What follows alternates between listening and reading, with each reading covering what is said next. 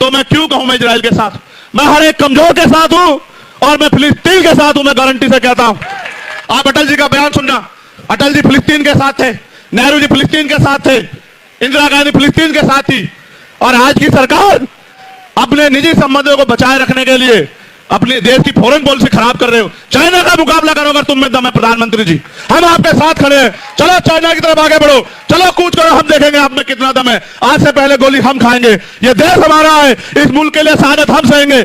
लेकिन अगर आप देश से गद्दारी करोगे तो ये होने नहीं देंगे, हम इस बात को याद रखना। पूरी भी मारवी। और अगर दुनिया की बात आप देखोगे, अभी मैं चर्चा कर रहा था एक पत्रकार साथी से, और मैं जानता हूं मीडिया के साथी इस बात पे जरूर ध्यान करें मेरी। जैसे हमारे देश के प्रधानमंत्री जी को इजराइल दिखाई दिया, उनको मणिपुर दिखाई नहीं देता। और मणिपुर छोड़िए, पूरे देश में जो कमजोर वर्गों पे हिंसा हो रही है वो दिखाई नहीं देती उनको। सरकारी कर्मचारी बड़ा आंदोलन कर रहे थे दिल्ली में कि हमें पेंशन दो, नौजवान सड़कों पे है, रोजगार नहीं है, महंगाई बेरोजगारी ने कमर तोड़ दी है, कोई कहने वाला नहीं है। और आज सरकार कह रही है कि हम इजराइल के साथ। आप ये जानते हो, अगर आपने इतिहास पढ़ा, और मेरा जमीर इस बात की गवाही देता है कि हमें हमेशा कमजोरों के साथ खड़ा होना चाहिए, अपने हक की लड़ाई लड़ने वालों के साथ खड़ा होना चाहिए।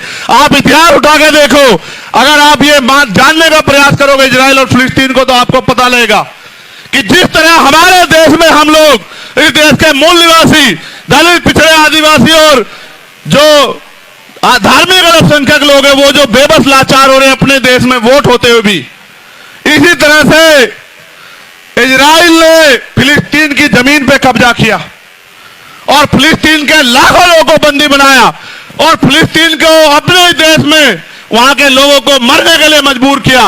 मैं हिंसा का समर्थन नहीं करता, मगर आप ये बताओ, अगर वहां फिलिस्तीन की लड़ाई गलत है तो देश ने जो आजादी की लड़ाई लड़ी अंग्रेजों के खिलाफ, वो कहां सही है आप बताओ। यहां भी तो शहीद आजम सरदार भगत सिंह ने अपने प्राणों के बलिदान दिए, उनकी यूनिट ने प्राणों के बलिदान दिए अपनी मातृभूमि की रक्षा के लिए, उसको आजादी के लिए अंग्रेजों से। अगर आज उस बात को वो लोग गंभीरता से आगे बढ़ा रहे हैं, तो मैं क्यों कहूं मैं इजराइल के साथ। मैं हर एक कमजोर के साथ हूं और मैं फिलिस्तीन के साथ हूं, मैं गारंटी से कहता हूं।